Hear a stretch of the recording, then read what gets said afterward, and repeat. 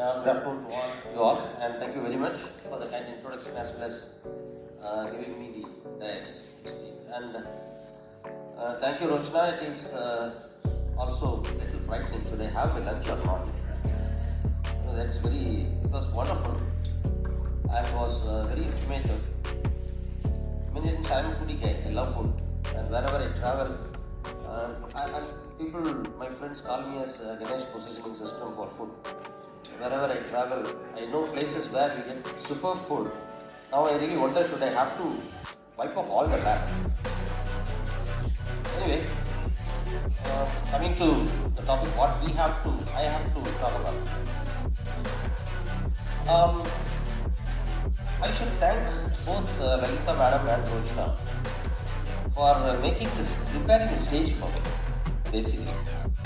There are certain points what I wanted to convey. Lalita ma'am has already conveyed to you. Now let us, so the topic what I am supposed to discuss is about the pressure on the youth and how the youth can be kindful and how they can be kind to themselves. Dealing with the youth for about quarter century, for about 25 years of this experience,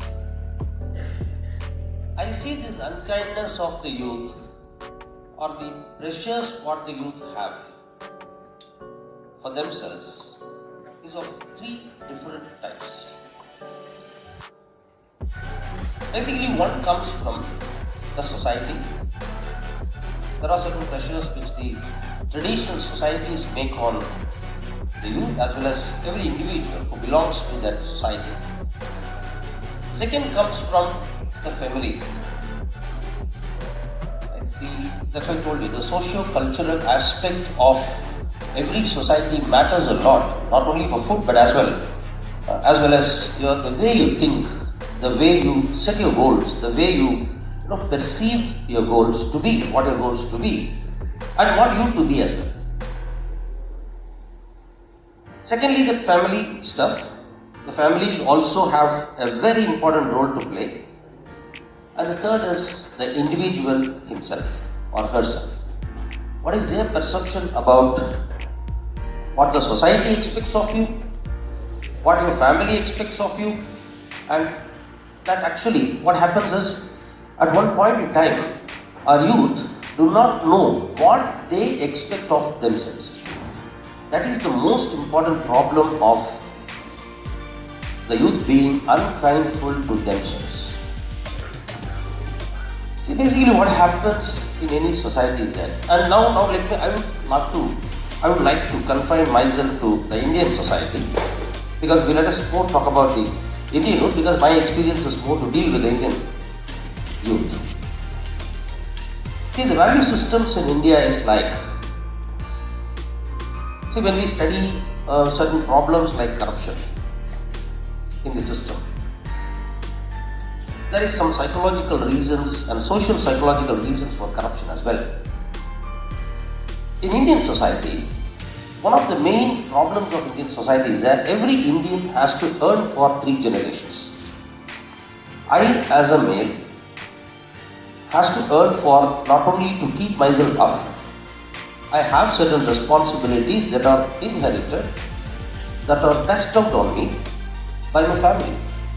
If I have sisters, girl siblings, then I am supposed to take care of. There are several rituals that are associated with your life. If I have a sister, I am responsible for getting her married.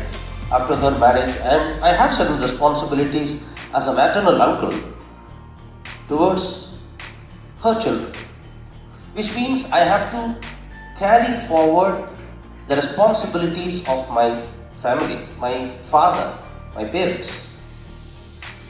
Then I get married, I have to take care of my life, I have to earn for my spouse, I have to earn for my children who come through me, and then I have to keep myself up for my retirement as well. So this is one important thing, and for the future generation, like my grandchildren, my children. How do you think within one span of life of about 30 years of work life and career, one can earn for 3 generations. Just imagine. Obviously, we tend to spread the wings, convert whatever you have into money. This is one major problem of Indian society. Now, so this is about corruption. Put that corruption aside, put that corruption problem aside. Now coming to our topic, how it builds pressure. See, in the Indian society, the problem of the stratification of the Indian society actually brings the pressure of the youth, because the youths coming up, see what my son is doing, where my son is studying, in which college he is studying, actually is becoming a status symbol of mine. Secondly, we parents try to see the development of the family through the career achievements of the child. And that too in a stratified society like India, where the discrimination is an order. Discrimination is a given thing. So to get out of the discrimination, to get out of that social stigma, the taboos, the families feel you have to keep your children educated. See, there are several things which are very fundamental to human society in a civilization have been deprived to many of the sections of the society. This deprivation has actually made them to think that I have to get out of the clutches of the deprivation only through my children's education. Not just me, not just my spouse, but my children.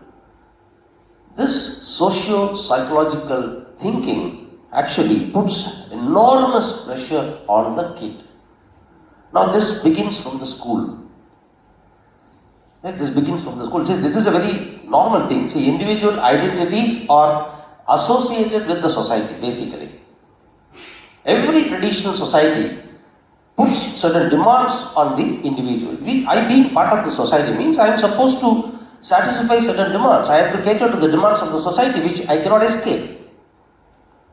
That itself is a pressure on me, but over and above that, the structural injustices of the society also makes my family feel that it is because of my coming up, it's because of my development that the family also can develop, which is actually a very important pressure on our children. Not only the youth, but also it begins in the school. Most of us would have watched the movie 3 Idiots, where the principal virus comes. The moment, even before the grandson is born, he will be designated as an engineer. This is the order of the day of the Indian families. It's a problem to the youth, not to the family again. Secondly, the pressure comes from the society, I said, the family, I said. Secondly, most of our social psychological aspects are centered around the youth well-being, or whatever we call as. It's all given a lip service. See, we had a discussion quite some time back.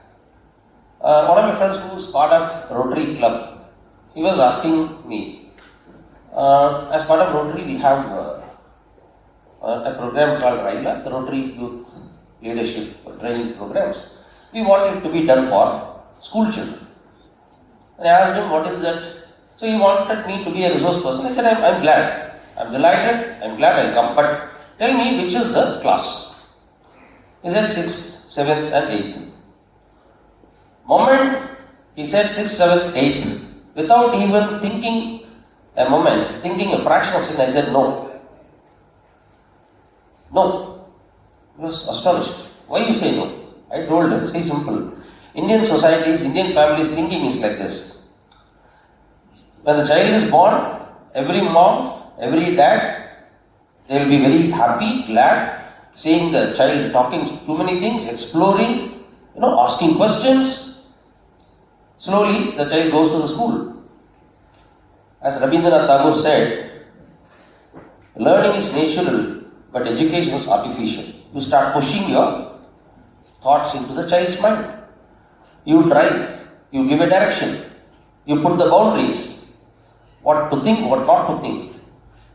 So you are to, Margaret Mead, one of the psychologists, she said, teach your children to think, not what to think. But unfortunately, Indian families put in your mind what you should think. What is your father? You think you must have a perception only like this. And most of the cases in the middle class families, fathers are the gundas of the mothers. When the child is naughty, the mother will say, let the father come. He will come. What he will do? What he can do? Nothing you can do. That is a basic understanding. But the fathers know that. But still, because of the love and affection that they have for the spouse, they have to see. Look at me. That's the reason why I also have a moustache. Hey, that's very unfortunate. Many a time it happens. And so this is a way you make children to perceive in a particular way about career, about studies. See, every mother, have you ever eavesdrop into the mothers in the schools when they come to drop their children? It's quite interesting. If you really have a chance to do that, every mother will say proudly, my son, he's doing so great in science. But I don't know, unfortunately he doesn't have a problem. He's having a problem with the language. Then the other mother will say, don't worry, there is another tuition center. This is the problem. The pressure builds upon the youth because of that. See, today, especially after the COVID, we go to the colleges and do programs for creating awareness about career development, particularly in government and all. Post-COVID, I am seeing one important thing among the kids. They are fearing. As a result of fearing, they avoid setting goals. And even if they set goals, they try to set goals which are easily achievable. They don't set goals which are, challenging. They don't want to take up challenges. Because they fear. Why do they fear in Indian system? Why do they fear? Is because the parents insist on results. The parents do not want their children to experience failing. For example, if somebody is preparing for civil services exams, you are given 6 attempts.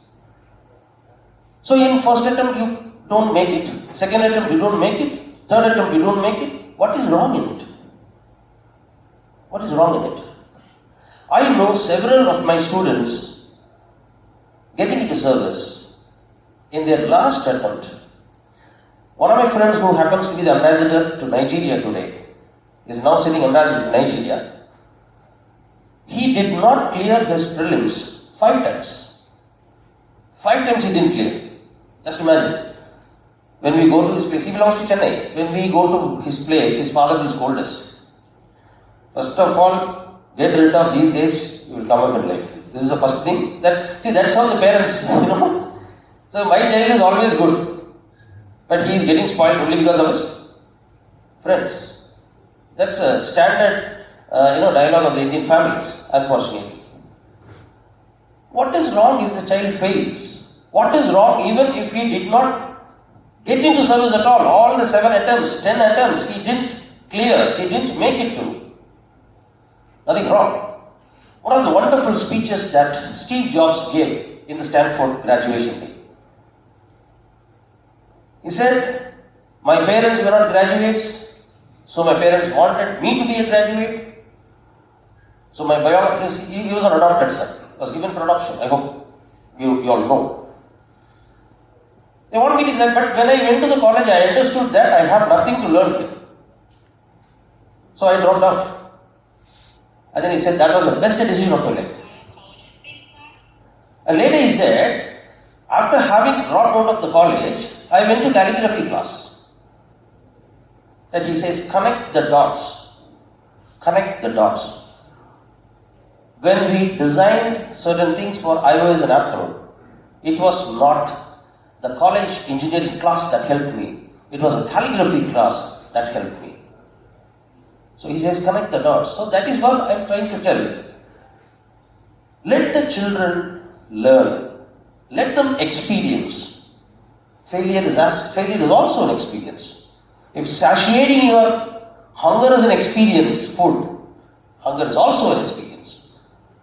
Same way, experience everything. Allow the child to experience. The main issue of the society is that we don't allow the children to experience and we don't allow them to live their life and we try to live our life through them. Which is a very bad thing. That's actually bringing very high pressure in children. And it is because of this reason, especially after COVID, I am finding the youth today are not setting goals. They fear to set goals. See, we are in danger. While the country's population, if you look at the statistics of the census, 64% of Indian population is less than 35. India is very young. We have a very bright future. But just imagine, you are having a youth power who do not, or rather, who fear to set goals, who fear to accept challenges, who fear to take up goals that are a little higher for themselves. And this fear is not from within, but this fear is more created. This fear is more conditioned because of the familiar questions. They are not able to answer. They don't know how to face. They don't know how to face because we parents have a lot of reasons to, we have quite a lot of reasons to justify why we pressurize them. And this is one important thing after COVID I'm finding. Very potential people, very potential youngsters, they go and settle down for simpler jobs. Who could have been a scientist, who could have been a social entrepreneur, who could have been an entrepreneur successfully. Unfortunately, they refuse to and they take a backseat to set their higher goals. This is more because of the familial pressures. Then the third thing, what actually builds pressure in the youth is themselves. See, there are certain nasty terms we have. Dream job, dream salary. See, you have dreams, you can have dreams. Right? There are two important people who talk about dreams. When we say the dream, immediately who strikes our mind is Martin Luther. I have a dream. And APJ Abdul Kalam. Dream is something that is not something that you see when you are asleep, but that does not allow you to sleep. That dream is different from this dream job. So what is this dream job? I don't really understand. And you don't need to have a dream job at all. All that you need is a job that is interesting to you, that fits your psychology, that fits your physiology. Then you don't have to have a dream job. And many a time, I've done that with many, when I meet to college students, when we ask about the dream jobs, they'll say this, that most of the times it is IT. Because still we believe that information technology jobs will pay you in dollars. You go to US and the conversion rate is this much. Right? All like, share companies, they sell you. The insurance companies will sell you. If you invest in this insurance this day, one per month, 100 rupees. When you are 70 years, you will be getting 10 crores. Okay, when I am 70, I get 10 crores. What will I do with that 10 crores? I don't have mind to enjoy, I don't have body to enjoy, and I don't have time to enjoy. What will I do? And do they really give? 20 years back, the insurance what was sold to me when I started my career did not pay me. The company was closed. Right? The company was closed. I called the agent. Now he said that, sir, that company is last stupid company. Even I was working for that, but now I work for HDFC. This is a stable company. Invest in that. For him, closing his sale. For us, becoming a fool. Right? Somebody to close a sale, I cannot become a fool. That is a natural thing that's happening here. Anyway, forget about it. When we talk about this dream job to children, They have a ridiculous idea. The dream job is not their dream. They need a job, but their fathers have a dream. Dream job. Father's dream, son's job. How can it be? It cannot be. And so he thinks that I have to be here. And second aspect, what drives his dream job is peer pressure. My friend's sister is in US. My friend's elder brother is in US. They were this kind of family. Now they have built a bungalow. Now he drives a BMW. Why should you drive a BMW if somebody else is driving a BMW? What is the need for that? This is a problem to themselves. The peer pressure as well as this kind of wrong notions. See, this dream job and all those stuff begins from the childhood, like how? See, in the real life, each one of us is a virus in our own family, fixing the career options of the children, even when they are in the womb of their mom. And that is the main issue of the pressure. So basically, I like to conclude with the starting point of three things. The pressure of the youth is more because of the socio-cultural, structural injustices. Certain things happen in the society like India, which is a stratified one. Second is because of the familial pressures. And the third is the pressure that the youth have upon themselves, the lack of the skewed understanding of their life. So as